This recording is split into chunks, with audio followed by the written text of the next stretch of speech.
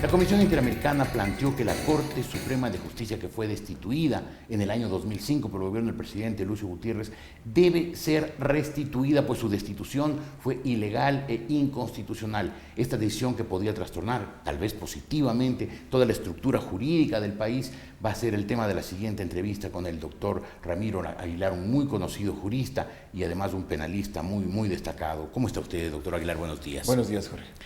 ¿Es factible restituir la Corte Suprema de Justicia el año 2005 o es simplemente una declaración de buenas intenciones? A ver, los fallos de la Corte Interamericana tienen que ser ejecutados y los fallos que se dan y las recomendaciones que se dan a nivel del sistema interamericano tienen que ser ejecutados. Ahora, obviamente, ciertas decisiones de ejecución de los fallos ya dependen de las posiciones políticas de los gobiernos. En el caso que comentamos, hay un antecedente similar con un tribunal administrativo en Venezuela. Es decir, durante el chavismo hubo un proceso de destitución ilegal a algunos magistrados de un tribunal administrativo en Venezuela y la Corte Interamericana sancionó al Estado venezolano y ordenó su restitución. No sé si Venezuela haya acogido el fallo íntegro de la Corte Interamericana, pero ya hay un precedente de este tipo en el sistema. En cuanto a la ejecución o no, yo creo que depende mucho de cuál es la posición política del gobierno. Si la posición política del gobierno es integrarse absoluta y completamente al sistema interamericano, lo lógico sería que se ejecute la recomendación de la Comisión y se les restituya. Pero podría haber una observación de fondo en el tema. Y la observación de fondo es que el Ecuador, mediante consulta popular, le dio plenas facultades a un Consejo de la Judicatura Transitorio para reorganizar la función judicial y entre ellos la Corte Nacional de Justicia.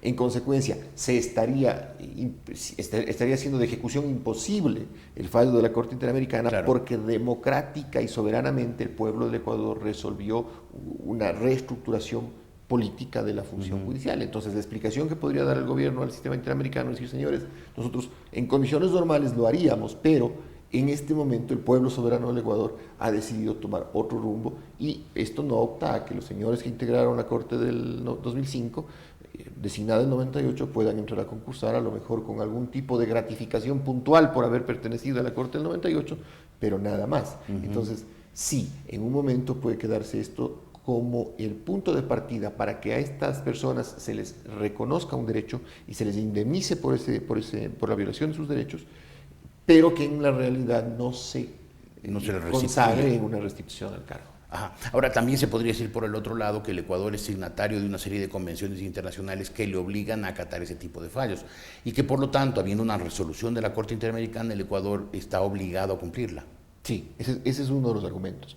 Ese es un argumento de orden legal, pero, como te digo, el tema es el momento político que vive el país. O sea, no creo que la Corte Interamericana o la Comisión Interamericana puedan ver como desacato a la Corte el hecho de que el Ecuador no decida reintegrar a la Corte del 2005 en razón de que hubo un proceso plebiscitario previo y de que democráticamente el pueblo ecuatoriano resolvió darle a la Comisión Transitoria la posibilidad de reorganizar íntegramente la Corte Nacional.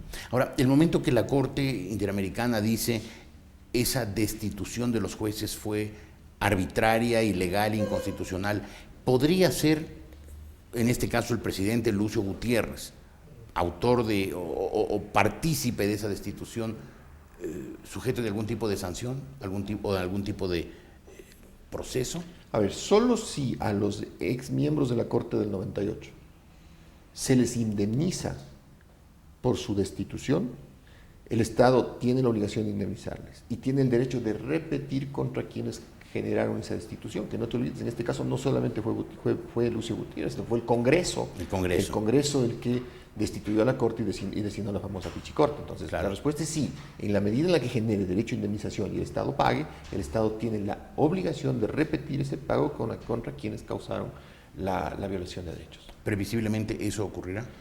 Debe ocurrir. O sea, creo yo que el Estado debe estar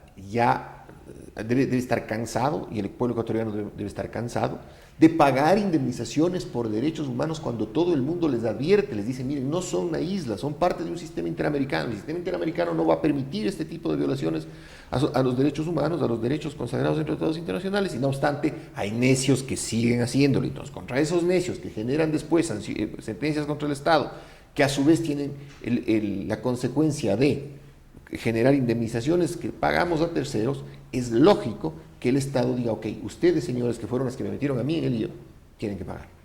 Entonces, esto podría significar que hoy haya algún tipo de acción contra el presidente Lucio Gutiérrez y los miembros del Congreso que cometieron digamos, exceso que hoy la Corte Interamericana condena, pero posteriormente podría ocurrir lo mismo. Por ejemplo, el presidente Rafael Correa, por el tema de los fallos que él generó y las multas que seguramente tendremos que pagar, indemnizaciones que tendremos que pagar, por ejemplo, por el tema Oxy. Correcto, correcto, es el mismo principio.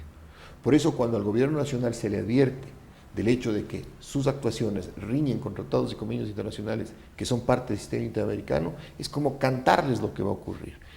Se creen parte de una isla, creen que los fallos de los jueces nacionales son intocables y con el ejemplo de la Corte del 98 vemos que eso no es así. Entonces lo que tendrán que ir pensando es en ir preparando las billeteras, porque lo que el Estado paga por concepto de reparación, alguien tiene que devolverle al Estado. Y quien debe devolverle al Estado es el individuo que generó la violación de los derechos.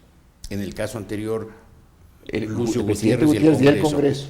Y en el caso actual, el presidente Rafael Correa. Quienes hayan intervenido en la violación. O sea, si es que tú compruebas que institucionalmente hubo alguien que, teniendo la responsabilidad del cumplimiento de derechos, no lo hizo y por el contrario ejecutó actos que terminan violando derechos, y eso a su vez genera una indemnización, la indemnización tiene que ser devuelta por ese señor, sea quien sea. Ahora, esa Corte estaba cumpliendo bien sus obligaciones, la Corte instituida en el año 2005, o el acto del Congreso fue un acto necesario para evitar que la justicia esté politizada. Jorge, lo que ocurre es que nosotros siempre estamos peor.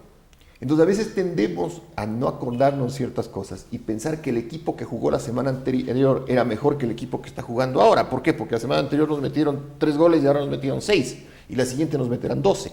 La Corte del 98 tenía un gran problema y es que las 2 salas penales de la Corte en buena parte de sus fallos eran prácticamente manejadas por el Partido Social Cristiano. Claro, eso es un hecho histórico. Se decían 2 salas social cristianas. Al propio que el ingeniero Febres Cordero se reunió con sus ministros de la Corte, y que fue la parte que iba detonando ya esta crisis judicial absoluta, y eran 2 facciones muy claras de la Corte, la facción social cristiana o de afines a los social cristianos y la facción contraria a los social cristianos, que bloquearon la designación de 2 ministros jueces titulares por el sistema de cooptación. Por eso, por ejemplo, el doctor Jorge Andrade Lara nunca pudo principalizarse siendo juez permanente de la Corte. Claro. Entonces, no es que era la Corte celestial, habían profundos problemas políticos, las salas penales estaban completamente manejadas por los socialcristianos, por ahí alguno que otro ministro podía disentir, pero creo que en bloque los socialcristianos se encargaron de poner un candado a esas 2 salas, y como resultado de eso, vino la crisis posterior de la Pichicorte y lo que tenemos ahora, que ya es innombrable, pues, ¿no? Pero te repito, no es que lo anterior haya sido mejor, sino que era menos malo de lo que tenemos ahora, que vamos en una pendiente sin saber dónde está el fondo. ¿Usted siente que la justicia está cuesta abajo en su rodada? Absolutamente. Es decir, me parece a mí que el hecho de que se nombren, por ejemplo, en juicios de mucha importancia, de mucha connotación, donde la justicia debería demostrar una imparcialidad absoluta, el tema del universo, por ejemplo, me preocupa a mí que se quiten jueces, se pongan con jueces que han sido amigos, compadres, compañeros, de alguna manera relacionados con la parte actora. El gobierno. El gobierno no hay. Contra el universo está actuando el presidente. Exacto. ¿Sí? Entonces, gente vinculada al presidente para que sean los jueces. Que de alguna manera los conoce. ¿Sí? Entonces, claro, la imparcialidad de esta gente se demostrará en el momento en el que emitan su fallo. Porque pueden taparnos la boca a todos, emitir un fallo en derecho y terminar el problema. Lo veo optimista. Pero si vemos, yo siempre creo que debemos esperar a que se produzcan los hechos para evaluarlos. Claro. Pero si es que eso no ocurre, es decir, si es que el fallo es evidentemente igual de malo como el que fue en la primera instancia, igual de ridículo en la suma de indemnizatoria, entonces vamos a ver que ahí lo que se quiso fue simplemente poner un trebejo, una pieza de ajedrez para mover el juego. Claro. Y eso es lo que le está haciendo muchísimo daño a la justicia, por una razón, Jorge. Porque lo que se reproduce en el nivel macro, en el nivel de la influencia política, en el nivel de la presión por el poder político y porque se quede juez, se reproduce en la delincuencia común. Para terminar, doctor Aguilar, usted recuerda y muy precisamente que las 2 salas penales en la Corte destituida en el año 2005 se decía que estaban, y parece que así eran, en manos de los socialcristianos. Sin embargo, usted se lo vio estos días en las cámaras de televisión, en imágenes de televisión. protestando muy airadamente cuando hubo esa destitución. ¿Por qué? Porque a mí me duele en algunos momentos la patria, Jorge. Me duele ahora y me dolió en aquel momento. No soy político, no es una declaración rimbombante. Soy algo poeta, pero a veces dejo la poesía para mis momentos de tranquilidad. Pero créame, Jorge, que hay momentos en que me ha dolido mucho la patria. Y ese fue un momento donde me dolió mucho la patria. Porque independientemente de que esa corte haya sido controlada por los cristianos, era una corte legítima. Entonces, romper como se rompió esa corte y poner la corte que se puso después, no quiero decir que haya sido yo visionario porque no lo fui, pero sí era cuestión de tener un dedo de frente para suponerse lo que venía después. ¿Qué vino después? Una corte hecha a dedo, como sastre para cortar ciertos juicios, y después ya vinieron cortes interinas, y lo que hay ahora ya no tiene nombre, pues son conjueces de los conjueces de los conjueces. Entonces, en ese momento, cuando cayó la corte del 2005, sí, irrumpí en la corte para defender la institucionalidad. Lo hicimos muchísimos abogados que creímos que era necesario defender la democracia y defender la institucionalidad. Muchos de ellos después fueron funcionarios públicos, el ministro Real, por ejemplo. Otros no, otros nos hemos quedado.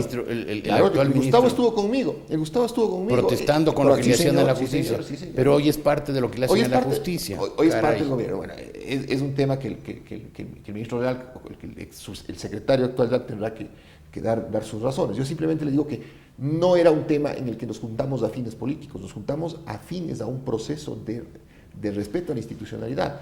Algunos se engancharon en el camión de la política y después terminaron siendo funcionarios públicos, dignatarios populares, y lamentablemente que han tenido en sus manos el fortalecimiento de la justicia y no lo han hecho.